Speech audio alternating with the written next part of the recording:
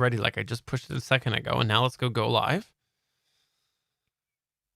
Yeah. See, there we go. It's already. Like everybody can hear us right now. Now I'm on the logo. Live. Sorry, everybody. Fixed firmware. They could. They could hear us. Everybody can hear us right now. Now.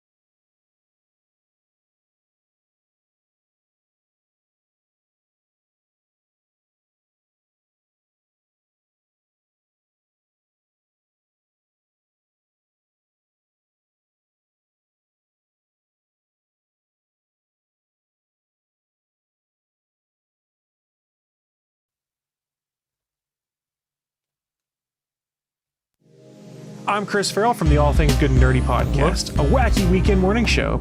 Screwed that all up. What's going on here? From the All Things Good and Nerdy podcast, and I've got a wacky echo weekend too. morning show. Even better. Screwed that all up. Even better. Wow, it's all sorts of problems. You are not echoing to me. Where did that button go? My StreamYard's missing a button, or Stream Deck's missing a button. I assume people can hear us live. Stephen is troubleshooting technical difficulties right now. We will be with you shortly. That's okay. I just don't know where my button was. Bing says echo is now fixed. So you fix the echo and you're looking for your button. All right, here we go. I'm Chris Farrell from the All Things Good and Nerdy podcast, a wacky weekend morning show, part of the Good and Geek Network, just like the show you're checking out right now. Shows on the network are individually owned, and the opinions expressed may not reflect others. Find other awesome geeky shows over at GonnaGeekNetwork.com. Welcome to an all new Better Podcasting live chat. I am Steven, and with me, of course, is SP. How's it going, SP? I'm great. You know, I am still jazzed about this opening theme that we chose 6 years ago now. I still enjoy hearing it. I thought I would tire of it after a couple years. You know what? One of these days that you say that, I'm going to go in editing and I'm going to change it so it's like the world's worst music, and you'll be like, I really like this. I'm trying to remember the title. It's Electropop something. I know Electropop is part of it, but I was going to say, we don't want to hide it because it's been used by many advertisements on commercials. In commercials, yeah. Oh, I haven't told you. I got a call back. I'm in a commercial. You're in a commercial? What type of commercial? Well, it's an audio drama commercial, but it's a commercial. It's a commercial that's playing in the middle of an audio drama. It's not even a commercial for the audio drama. It's a commercial that's being played in the audio drama. Wow. So I got a call back to do that. Very cool. That's awesome. Congrats on that. That's exciting. Thanks. Yeah, it is. Because I thought I sucked the first time around, but I guess I did well enough that they were like, hey, look, we want you to do this. Or they went, you know what? You can't get any worse. No, just joking. Exactly. So the character I play is basically, as I termed it, it is not this, but this is what I was supposed to play: a used carpet salesman. Okay, so a used carpet salesman. Okay, not even a carpet salesman, like a used carpet salesman. You know what? I got a carpet in my garage that's waiting to go to the dump. Do you want to buy it? No, because I'm in the middle of a flooring project at the condo that I own, taking out the carpet and putting engineered hardwood floors in. So I've got as much remnants as I can poke a stick at, which are all in bags waiting to go out in the trash tomorrow. So basically you're drawing from experience. Is that what I'm getting here? That's right. Yes, I am. And it's only half. I got to do the rest of the other half before next week I actually do the flooring project. So yeah, this is if you ever do a DIY flooring project, whether it's tile, carpet, hardwood, laminate, vinyl, just the OSB board, doesn't matter. It's going to take you 2 to 3 weeks to do it. A ton of furniture to move around, ton of crap to clean up. You don't want to know what's underneath there. It's just like, usually we don't want our listeners to know the behind the scenes of podcasting. That's what is underneath that carpet. Are we doing a podcast? Because I thought this was our home renovation show that we are starting up.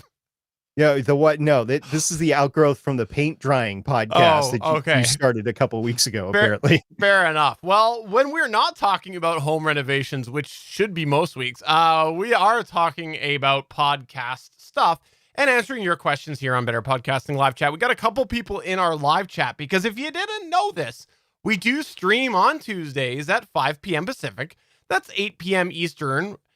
Come by any week, any Tuesday, because if we're not recording this show, we're recording the Better Podcasting main show, and we'd love to have you in our chat. And let's start off with a bit of a big one that came out just a few hours ago. This was all about Apple Podcasts. Now, I know we have some other listener questions and things like that that we want to get to, or comments and whatnot, but let's do this here, because this is something that I think is going to stir up a lot of talk. And probably a lot of talk in channels that we're not going to address, because this centers a little bit about money as well. And we don't talk a lot about money at Better Podcasting because we are for the hobbyist. So what is going on here with Apple Podcasts, SP? Well, they had an event today, just a few hours ago. I believe it started at 10 a.m. Eastern. I'm not quite sure about when, but they had an event sometime today. I couldn't attend because I was in an all-day class. And apparently they announced a whole bunch of changes with what we knew as the iTunes or Apple Podcast backend. And they've now changed it to this new Podcast Connect. Once you log in, it will ask you some questions. It will ask you if you want to be known as an individual or a company. It will ask you to sign up for the new terms of service, and it will link your old iTunes Connect account or Apple Podcast Connect account to this new one, Podcast Connect account. And a lot of people that we know, as we are recording today, Tuesday, the 20th of April at 8 p.m., a lot of people have done that, and they get a screen that says, we're working on creating your new account for you. Now, I did all of that. I got to the end, I submitted, just like everybody else, and I keep on getting redirected to the old iTunes Connect account with my podcasts on it. So I'm wondering if there's something screwed up with my account. I actually have two different accounts. I have the account that I started with that Voices of Defiance is on, and then I have the other account that has Better Podcasting, not Better Podcasting Live, but Better Podcasting on it. It has Legends of S.H.I.E.L.D., Longbox, and Starling Tribune on it. And two of those don't show up as I own them. So I'm just curious, maybe there's something wrong with my account. Also, I have not received an email from Apple Podcasts in a few years. It's got to be at least 2, if not 3 years now. So I don't know what's going on with those accounts. Yeah, they sent out an email to me, and this was after our Discord was talking about this at 1:42 Pacific time, and it talked about the introducing Apple Podcast subscriptions, and it had a few different sections. Like, one of it was an introduction. The other was talking about new tools in Apple Podcast Connect, which it says, also beginning today, all creators can access an updated Apple Podcast Connect dashboard, which includes new features that make it easier to manage your content on Apple Podcasts. With Apple Podcast Connect, you can now create channels, which are groups of shows that can be personalized with unique titles, descriptions, and artwork. Just like shows, you can offer free channels, which makes it easy for listeners to discover all of your shows, plus paid and freemium channels through Apple Podcast subscriptions. Additionally, you can now view and edit podcast metadata, set schedule, if you would prefer, schedule, and manage show availability for each country and region, and organize shows into channels right from the dashboard. With analytics, you can gain insight into how listeners are engaging with your shows through new performance metrics and visualization tools such as engaged listeners, listeners by city, and new episode performance graph. And the new episode performance graph. Apple Podcast Connect also now offers a robust system for managing multiple users and roles, making it easier to invite collaborators to manage your subscriptions, channels, and shows. So I wanted to talk a little bit about these new tools. Number one, marketing team at Apple. Drop the dumb language. You could have condensed that. That was really, really wordy. You didn't need to do it that way. But the second thing is, I think that shows where they're looking, in my opinion. That second part specifically, highlighting the users and their roles. Because SP, you and I do an individual podcast. And I think that, we have a pretty good working relationship, and we share keys to the kingdom with our media hosting and things like that, because we trust each other. And I think if you were to look at a lot of independent podcasters that have a couple people involved, you probably would see a lot of the similar thing. If you're both involved in different ways, you probably would do that. Here's the thing. When you have a big corporate podcast, you got so many people involved, you need these individual sanctions that you are giving individual users permissions, and they don't have admin access. So this very, very, very, to me, speaks clearly about the future of Apple Podcasts and where they're looking, which is way beyond the independent podcaster, and it is definitely the big corporate podcasts. And that's putting aside this whole premium tier, this whole podcast channel thing that we just mentioned. Just that user and role alone is enough for me to say, hey, this is what SP and I'll give credit because you were the first vocal one here. This is what SP has been warning you about on this podcast and Better Podcasting for a very long time, because I will give credit where credit's due. You were one of the first ones on Better Podcasting to vocally mention that you could see what they're giving away. Basically, I think you said that you could see Apple no longer giving the cow away for free. Yeah, it was either in the late months of 2015 or the early months of 2016 when we were doing the download segment for the first time at Better Podcasting that I was looking out for the hobby podcaster specifically, although the independent podcaster is included in there as well, of when things start to change at an infrastructure level for where people are consuming the podcasts. That's when you got to worry about your future accessibility for hobby podcasting. And by definition, independent podcasters too, because they're playing with the same playing field, basically. So one of the things that I brought up early on was the RSS feed. And if Apple ever did something specifically, because Apple was like 60% of the market at the time, if not 70% of the market at the time, said if Apple ever does something with the RSS that makes you pay for it or restricts it in some way or something like that, that would be an issue for a hobby podcaster, and that would start to limit distribution. Now, nothing that Apple has done has limited that. These RSS feeds are still going to work with Apple Podcasts and everybody else that pulls from the Apple Podcast API. I'm assuming. I have never dealt with the API, so I don't know if that has changed yet or not. But I worry about the direction this is going. I worry, especially with the monetization of the RSS feeds, which we're not going to get too much in here, but it clearly shows that Apple, for the first time ever, is trying to monetize podcasts that go through its distribution hub, which congratulations. It's probably 2 years too late, actually. I was thinking about that. But they are now headed down that road that you have to pause. And it's not just Apple Podcasts, by the way. There was an article on Medium from the Anchor creator that also talked about that. So we'll talk. I was going to say we'll talk about that later, but it's not just Apple. Okay, because the other thing that I wanted to mention before we got off of Apple was because this, again, for me, the email came out, a handful of hours ago, however many hours is in a handful, and SP for the audio listener is counting. And here's the thing: is in our Discord server, we have had people reporting different things, and we have not had a chance to fully vet all of this information. And there's two things that I think is important.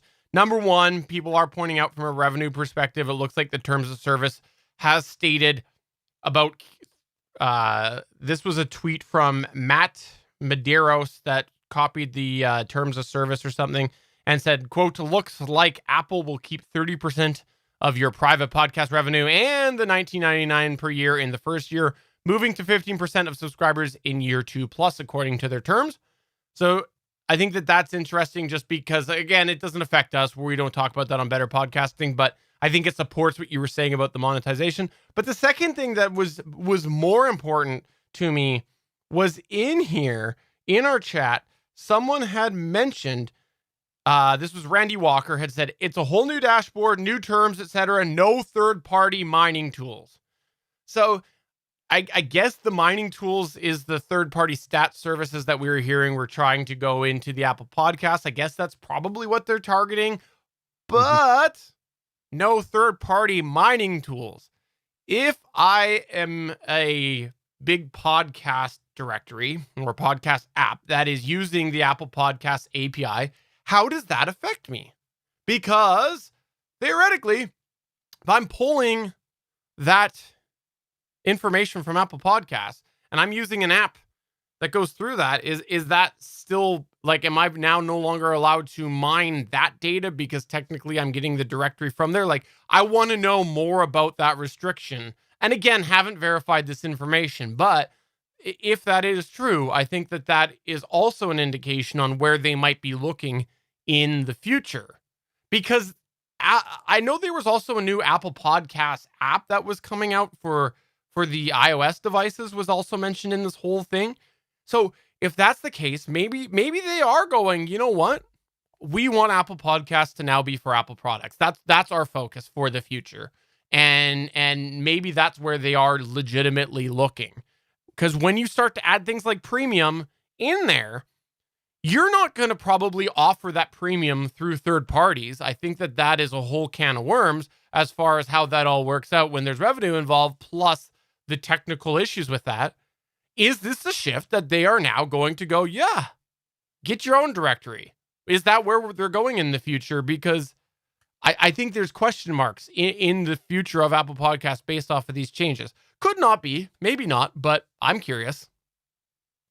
So big data is big money. We've seen that with Facebook and Google already, and Apple has a lot of data, but they've made it free for podcasters. Essentially, they did have the third party capability, so stat aggregators could go in and they could get that data and then pull it into their aggregation. I think that's a service that Apple can fully realize right now with the amount of podcasts that are in Apple Podcasts right now and the amount of podcasts that are updated and the amount of money that's flowing through podcasting now as compared to 3 years ago. It is fiscally viable for them to do it versus having podcasts being a loss leader. So like I said, I think one, it's 2 years too late, and two, Apple is realizing that it can make some money off of this. Great for them. My concern though is that fee, that $19.99 fee. You're fine if you're a hobbyist, not making any money or making a little bit of money, whatever. You're fine not paying Apple any money right now. Eventually, I could see them wanting that $199 a year, $20 a year fee for listing your podcast in the Apple directory. And that's one of the things that I had cautioned everybody about. I don't know what Apple's intentions are right now. I don't know if they're just trying it and seeing how it's going, and then a year or two from now they'll do it. But we are now down that path where this is a lot more possible than it used to be. And that gets into my other point with the other service. So we're not done with Apple yet, though. I've only got one more thing to say, which is that I'll be curious to see if now that they're monetizing Apple Podcasts, if we get Apple Podcasts on Android. And I say that because, like, the Apple TV service, I think the TV Plus service, I think is a good example on that. They started very restrictive, and they've moved off of that because there was an opportunity to make money by selling it to people who don't own an Apple TV. So I think that this could potentially maybe lead to an Apple Podcast app on Android. I could see that. I don't know when it's going to happen, but I could see them wanting to broach that. Conversely, though, then you'd have to take Google Podcasts. You'd have to take the Samsung app. You'd have to take some Android versions of apps on board the iOS. And there are some already, but I don't think enough. We'll see what happens. Yeah. We're just not sure what the direction is. It's a major change though for Apple and Apple Podcasts.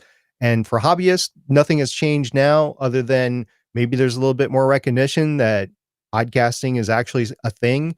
And Apple Podcasts is trying to wrap their hands on the monetization and get some of their mitts into some of the money that's going on. Moving on then to Spotify, there was an article on Medium from the creator of Spotify, Mignano is his last name. I think Michael is his first name.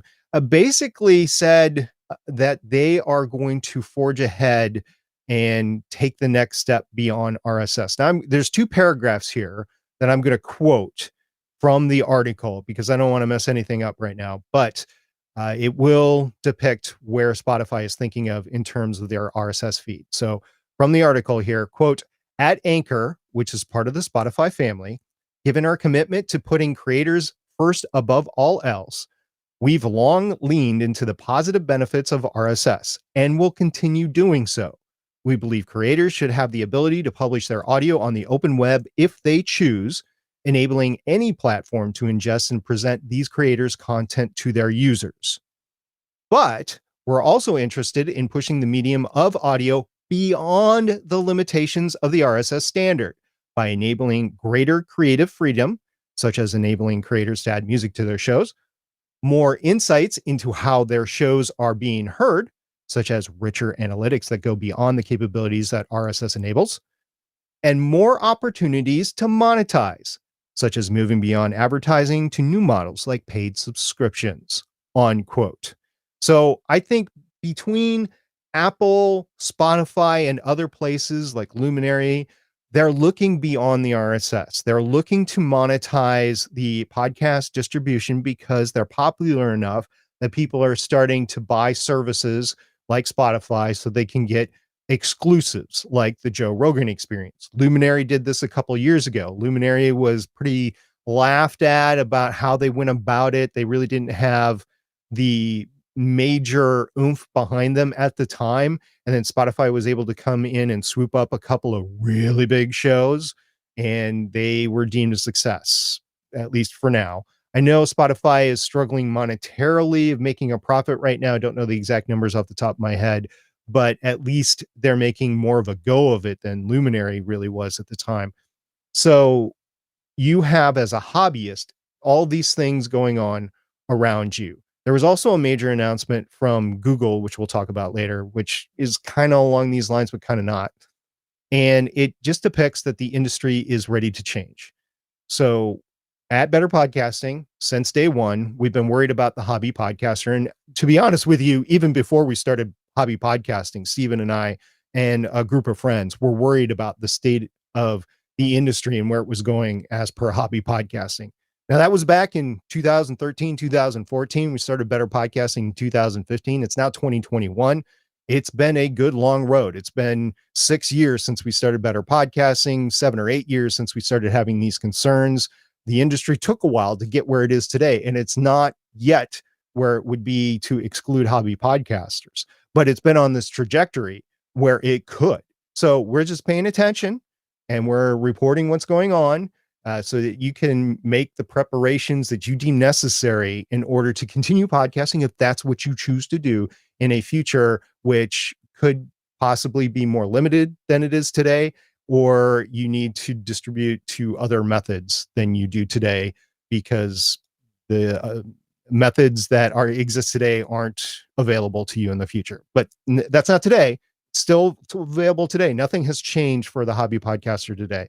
I'm just stating all this stuff because we've been very much looking at it. And this is not an aha moment. There have been things along the way that have gotten us to here, but this is definitely a big indicator today. Yeah, I agree. I don't have really anything else to add to that, but I do agree with what you said.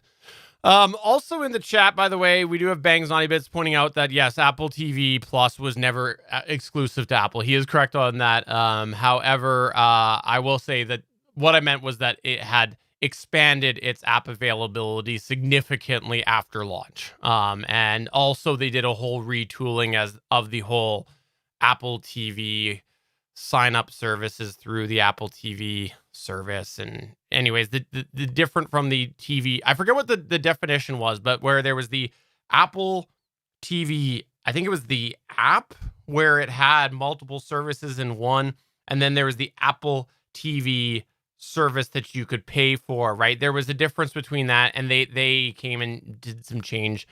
We So talked about it on the Gonna Geek show where they did a whole realignment of that, and then again, but putting just the TV portion aside, they did expand after the initial launch, and so yeah, I think. Anyways, that's all I want to say. Was Bangs was right. There was another question in the chat from Fonzie X, PHONZX. I assume it's Fonz X. Fonz X said, what would you consider the minimum in terms of graphic cards required to stream a podcast? Looking at moving from streaming PS4 to going PC so I can have video. I assume you're trying to stream video gaming and you're trying to create that into a podcast, I assume. And your definition of a podcast, I'm not sure if it is a common definition of a podcast or not. We've talked about it a lot on Better Podcasting, that our definition of a podcast is actually pretty wide. So if you're talking about streaming to Twitch or YouTube, for example, I'm assuming that you're going to need a graphics card both to play your game as well as to handle the stream going out. You're also going to have internet capable of streaming out. I would say at least 15 gigs up, maybe more than that, in order to handle this in terms of internet bandwidth. But as far as a graphics card, that's interesting, especially with the graphics cards availability these days. Steven, you do okay with the old 1080. They're not available anymore, but you do okay with the 1080 graphics card. Yeah, I'm pretty confident that with my modern computer, with the GTX 1080, I would be more than fine to play most video games and stream. But I have a modern computer. I just upgraded last year. I am running one of the top of the line consumer levels before you bump way up Ryzen CPUs. I have a Ryzen 9 3900 XT. So obviously you have a bunch of variables that need to go together, and so if you are streaming, you are using more CPU potentially, and so if you don't have a strong enough CPU, now you're going to have to use the GPU encoder, the graphics card encoder, which gets a whole other set of mess because people will say it's less quality, and then does it affect your game? Anyways, if you are not having a modern computer, you're going to want a higher end video card, but it will only go so far with streaming. So the thing that I will say is that I know you're thinking about going to a PlayStation 4 or from a PlayStation 4 to a PC. I think if you don't have a very strong computer, you probably have a lot better chance of streaming a capture from your PlayStation 4 using dedicated capture cards and things like that that have hardware encoding right on them. So if you want to ask more, get more into the techie details, come to our Discord server at betterpodcasting.com/Discord, because I think taking an HDMI connection from another from another source like a PlayStation 4 is a lot more manageable than gaming and streaming on the same machine. Right now, I'm running an Intel i7 6700 CPU at 3.4 gigahertz. I've got 32 gigabytes of memory with the possibility of going up to 64. And I think I'd definitely start with 32, possibly 64 if you're going to be doing this stuff. And we render video afterwards as well. So the more memory you have, the easier that becomes. Even if you're not using all the memory to render video, 4K video, it does help going between 32 and 64. As far as the processor, I'm probably at the lower end of the processor. My graphics card is a 1060, not a 1080, but a 1060 GTX. And I've had that even before Steven got his. I remember Steven being a little jealous when I got mine, but you definitely got one that was way better than mine. I've been looking for one. And when this new generation came out, the 2070s a few years ago, definitely the 3070s, that's the sweet spot that I've been looking at right now, but you can't get one right now. So I'm not going to overpay for it. So I'm going to wait a few months, see if I can get one at a regular price. I won't say sales price, but regular price. That's ambitious. I was just about to say that I think that if you're looking for a new video card to get them at regular price, I think you're looking at this time next year is where I'm thinking. And that's kind of where I am in terms of my computer, because I know I need a new one eventually. So I'm looking at next year for a new gaming system that'll probably build from the ground up, and that is going to mean I'm going to have to have availability of the motherboard, of the processor, the chip, which is going to get in shorter and Mm. shorter supply. New graphics card. I mean, I could start with the 1060, but it's just going to be underpowered for the Did system did that I you would get say next year. a nude graphics card? Oh, geez. Well, I mean, they're lit up. I mean, come on, they show their insides, right? Uh, So, yeah, I'm looking at that next year. So it's an interesting question that you bring up just with the graphics card, yeah. and without knowing your system or your connectivity, your bandwidth, that sort of thing. It's hard to state, yeah, this is what you absolutely need.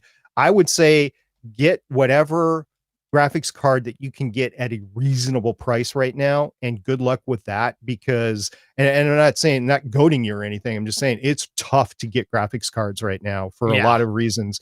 Short supply, pandemic, everybody's at home doing it. People are doing the cryptocurrency mining. Mm, I need to learn more about that. I know originally I looked into that and go, no, it's not worth the power that I'm putting into it, but maybe that was a miscalculation. I don't know, because people are doing it left, right, and backwards. I know the Chinese are doing it because the power is cheaper over there, mm, apparently.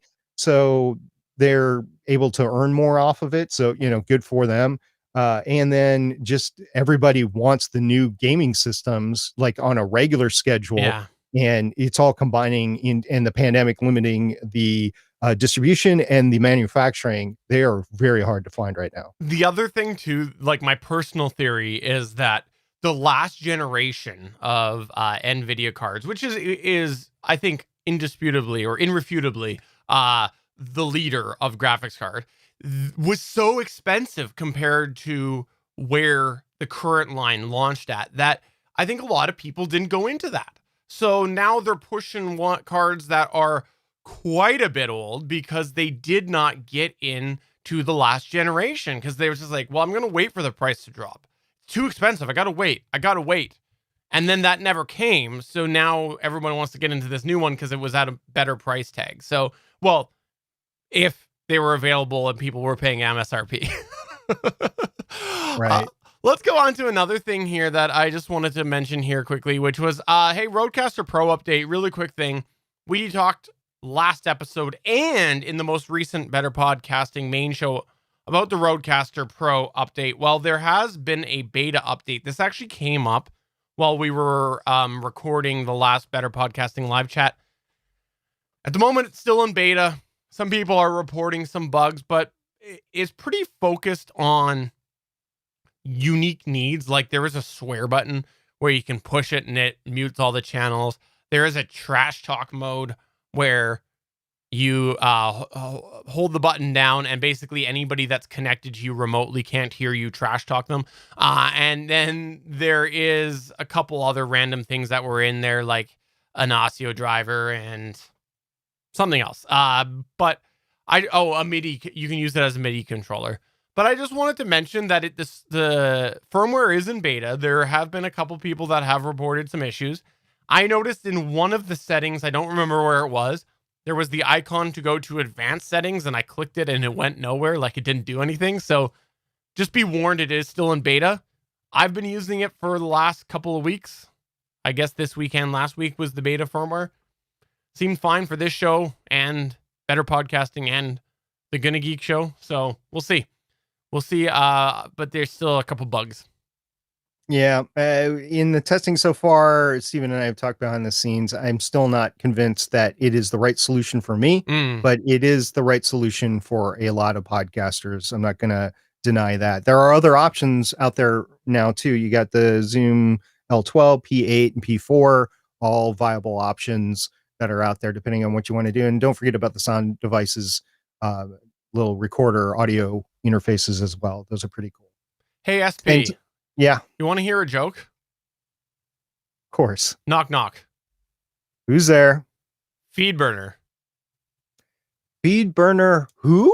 No, Feedburner was the punchline. That was the punchline. So there was actually an update with Feedburner. This is insane. Our Discord definitely blew up when an email started to come out from Google that they are updating Feedburner. if you've ever followed Feedburner, Feedburner was something a lot of people used because it was a way that you could have your RSS feed, basically an intermediate to your RSS feed that could give you some information and some stats and things like that. But then Google did nothing with it, just sat there, and it fell behind all of the standards that evolved with what was needed for a podcast RSS feed and things like that. And so for a long time, it was very, very straightforward. If you want to be modern, do not use Feedburner, contrary to the billion articles out there that were written many, many years ago saying use Feedburner. And behind the scenes and on the podcast, we said, hey, Feedburner is probably going to the Google graveyard because there has been no contact about Feedburner. They've done nothing with Feedburner, and there have been huge changes. Well, apparently they're getting into that money game too because they are updating it and they must see a possibility of getting money out of it. I don't know.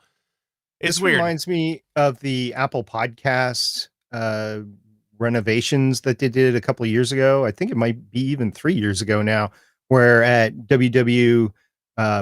Worldwide Developer Conference, DC, they updated the RSS feed tags and stuff like that within Apple Podcasts. I think that was Apple's first attempt of saying, hey, look, we've got all these feeds. Let's try to do something with them. And the early guys, that's what they were doing. They were cleaning house, so to speak. This is Google cleaning house to the point where they're going to get ready to monetize these feeds too, which is not a bad idea. I think it's a couple years too late for these guys, but as long as they're getting on it now, and as long as they still retain the ability for independent podcasters and hobby podcasters to go out there. It's very interesting. Both the article from Spotify and the Feedburner announcement, they seem to want to state that we understand where the RSS feed came from. We understand where podcasting grew from. It was the open architecture that did it, but it's big now, so we're going to do something else with it, but we don't want to forget our past that we came from. Well, that's all said well and good, but as I said before, there's cautionary tale there. And I think Google is a little bit behind, but Google can catch up really quick. Like this fall, they could have a major update that with all the phones that come out, and that usually the fall timeframe or in the next spring timeframe, I say within a year, Feedburner could be at the point where Apple Podcasts is right now. I still would say, I would still caution people against Feedburner for two reasons. Number one, the Feedburner perspective. Specifically, you saw a product that was popular that was abandoned for a very long time. I think you can't ignore that. But the second thing is the Google factor and what they've done in podcasts. They've twice now tried to take a stab at podcasts, and both times it's been a disaster for various ways. This most recent one has been more of a success, but has continued to be plagued with problems. So I think you have to be cautious if you are going to be giving everybody your URL that is tied to Feedburner, because again, those two track records aren't good. So we will see what happens. I like Google. I use Google Phone. I use Google Email. I'm a big Google advocate, even though I know that they are listening to everything I say. Not so much in their smart homes, but I still would be cautious of this and other Google podcasting endeavors. To close off the Feedburner talk, in the article that was posted, there's a quote here that I just want to say, quote, "For many users, no action is required. All existing feeds will continue to serve uninterrupted, and you can continue to create new accounts and burn new feeds," unquote. So again, there is nothing that you need to do there. Unlike with Apple Podcasts, you're supposed to log in and click a new terms of service and stuff like that. At least with Feedburner, there's nothing you need to do if you're a current user. Betsy in the chat posted something. Yeah. She said, yeah. Okay, need to chime in here. I was driving yesterday when Steven did the beep and I nearly went off the road.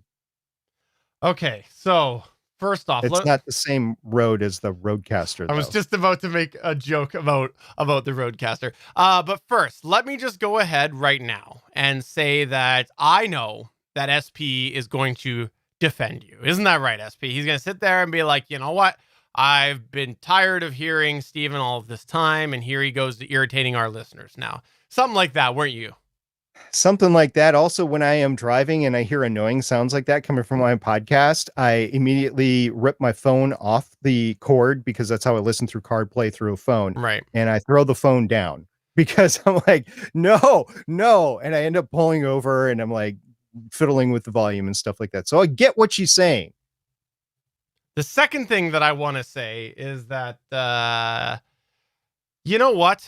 I think that SP's problem is that he doesn't appreciate my Canadian goodness. In fact, he doesn't even listen to what I am saying half the time, which means that he doesn't appreciate how amazing I am. And yes, I was just using the trash talk mode, which meant he couldn't hear anything that I said.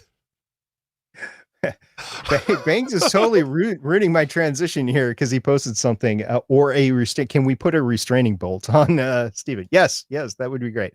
So the transition I was trying to make with this whole thing was that Rode came out with their own USB recording software. Spreaker's had it for a while where you can connect up to 4 USB microphones and you can record it. Rode had an announcement with their Rode Connect software where you can connect up to 4 USB microphones and record them. I don't know too much about the software beyond that. I don't know if you can add sound effects. I don't know if you can do it streaming or not, but I do know that according to the article, it is only compatible with the Rode NT USB mini microphones. So if you happen to have one of those Samsung Q2Us or Audio-Technica AT2005s laying around or ATR 2100s, I don't know if they're going to be compatible with this or not. And I don't know how that software is going to compare with the other software that's available that you can record multiple USB microphones through, like the Spreaker software.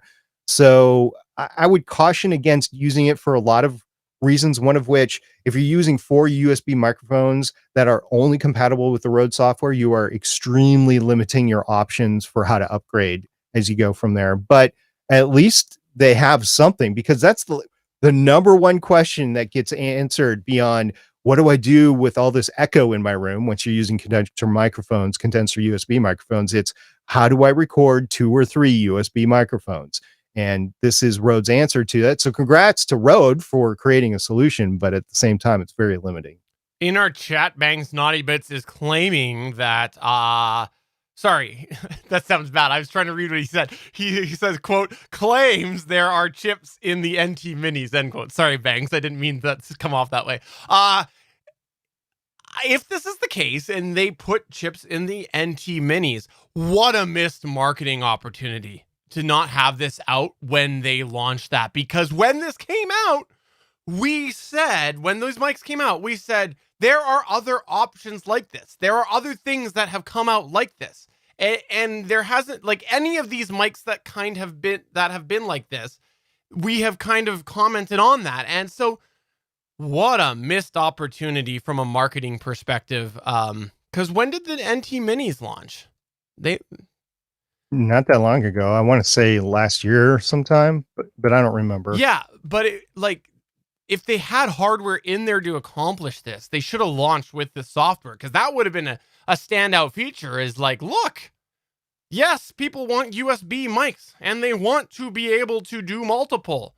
A huge market there, because you just finished saying it. You're shaking your head no, SP, but you just finished saying that everybody asked this question.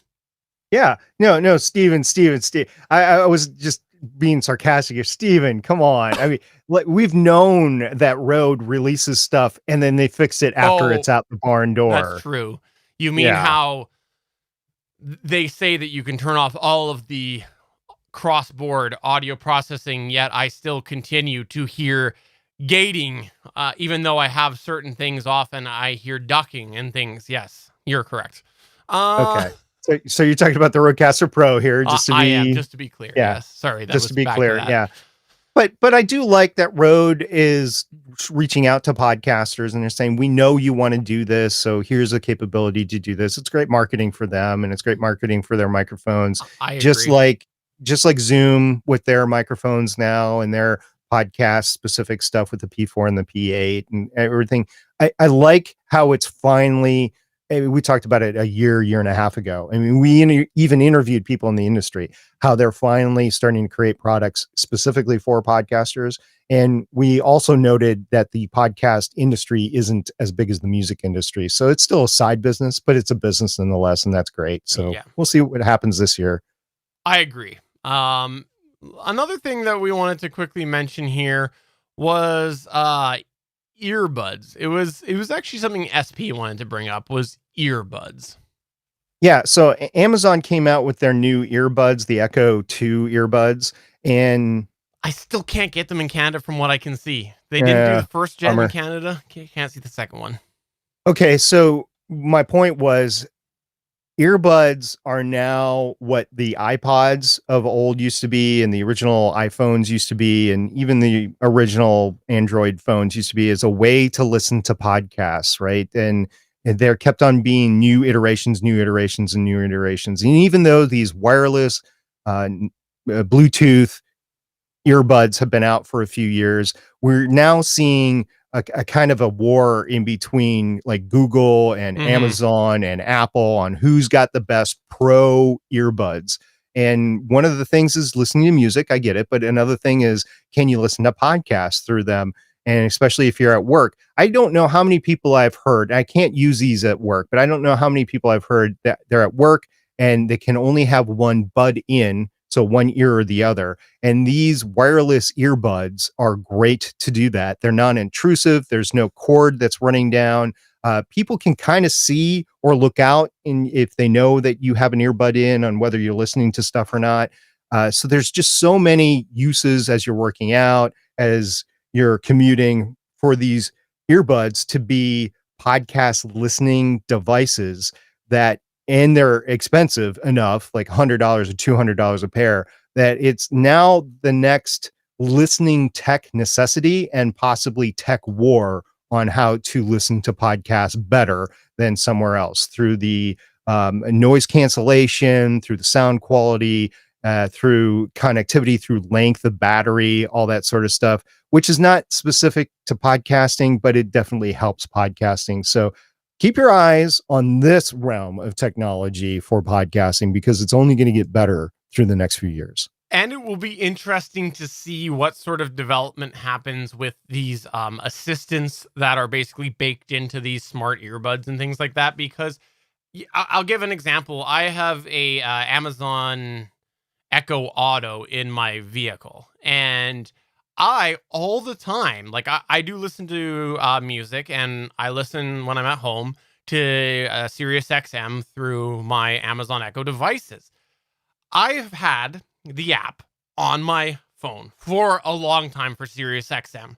Before I got that Echo Auto, I rarely streamed it to my through my car while I was going, because it was just one of those things. Okay, let me open up the app, wait for it to load, let me load a channel. It was just like you had to do it as you were going, or before you got going. But now that that is baked into my car, and I can just say a word, play let's say Pop 2K on Sirius XM or 90s on 9 or whatever, right? I can do that. And I'm curious, like if I had the earbuds, I would do that all the time. I would probably say start doing that, because it connects to your phone and streams it through the A Word app on your phone. And so I'm curious to see, when it comes to podcasts, like, are people going to start doing that sort of thing where they're just going to be like, tell their earbuds to start playing podcasts and whatnot. So yeah, I think it'll be interesting. I know people do that a little bit with the Air, or do it a lot with the AirPod Pros on Apple side of thing, right? Or is it all AirPods that you can connect to you can tell it to start playing podcasts from Apple Podcasts, or is it just the Pro? Ooh, that's a good point. I don't know. I just have the pros. Okay. I remember I might be blurring it in my head. I remember I seem to recall that there was a big update with Apple Podcasts around the time they were rolling out the Pro. I don't remember the details, but in any case, again, back to the sort of, there's multiple people out there. You have people who are using things like Google Buds or A Word Buds or whatever you call them, right? So I'm curious to see where else that goes in the future. Yeah. I am too. That's why I brought it up. It's an interesting side note in the whole how people are consuming your podcast. And it's important to know that too, because you can start to take into consideration any specifics that needed to be taken into consideration as you are publishing your podcast, editing the podcast, EQing the podcast. If there's some things that you need to do to make it more listenable to somebody that has earbuds in, then yeah, that's what you need to do. Stephen, we had a lot to talk about today. We did, yeah. And one last thing, I just want to give a little bit of a thought to people out there. When you're in podcasts, sometimes when you're on social media, you can see things, and it can be hard sometimes when you think something's directed towards you. So like maybe you go and you publish an episode, and then you see somebody's tweet or something like that on social media that seems a little cryptic, seems though a little specific or a coincidental timing to when you post, and you think maybe it's directed towards you and it's negative. And I just wanted to share a personal story and say that happened to me this week. Posted Better Podcasting, saw a tweet out there, and I thought, okay, this might be directed towards me, and it was quite rude. I'll say it was quite rude. And then I thought to myself, well, you know what, though, I post on Sundays evenings, and a lot of people in this sort of space do post on Sundays evenings. And I thought, maybe you're just being a little egotistical, Stephen, by assuming that it's you. But I just wanted to put that out there because sometimes things aren't directed towards you, and try to not let things get you down. And I was able to shake it off and whatnot. But I also wanted to say, if you are listening to somebody out there, it's a good idea to try to reach out to them if you have feedback and things like that. Just don't go and dog on them. I guess if you're going to dog on them, at least you're being vague. You're not being specific out there. So wanted to mention that. But if you read something and you think it might be directed towards you, it might not be. And I wanted to put that out there. It might not be. So try not to let yourself get down. And hopefully, if you are doing something that is really bad, or that is irritating a lot of listeners, you'll have somebody have the courage to reach out directly. Just because if you're going and you're being vague on there, I don't know. I think that maybe you should think twice about that. If you're just being super duper vague all the time with your negative critiques all the time, and I do see people doing that, but I also do put some occasional negative things out there. So I'm just going to say that I understand where they're coming from a bit, but sometimes it does hurt a little bit if someone takes it that way, even if it's not directed towards them. If there's one thing I've had courage about this last couple of years in podcasting, it's because of what Johnny Ives said, to have courage to have an iPhone without a 3.5 millimeter headphones jack. So I now have that courage because I'm forced to have that courage to have an iPhone without the 3.5 millimeter headphones jack. I see what you did there. So wrong thing. Oh, where is it? Push the wrong button. And I'm not going to edit this. So for episode 30 of Better Podcasting Live Chat, I'm Stephen John Drew saying, I don't know, but I somehow changed all of my Stream Deck buttons around, and now I'm lost. And I'm SP saying, at least Stephen got the episode number correct. We'll see everybody in 2 weeks here on Better Podcasting Live. Next week is the special Better Podcasting 250 recording. We hope to see you there. Bye. Bye.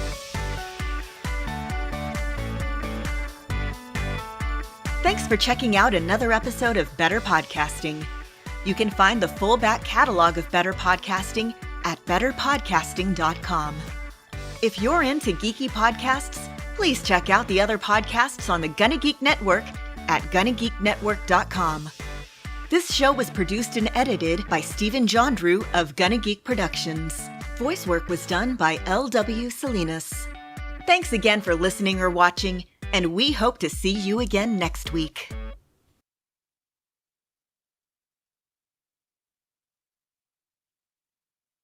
All right. Thanks, everybody, for coming on by. We hope you had yourself a wonderful time. If you have any questions for a future episode of Better Podcasting or Better Podcasting Live Chat, please do come in contact with us through some way.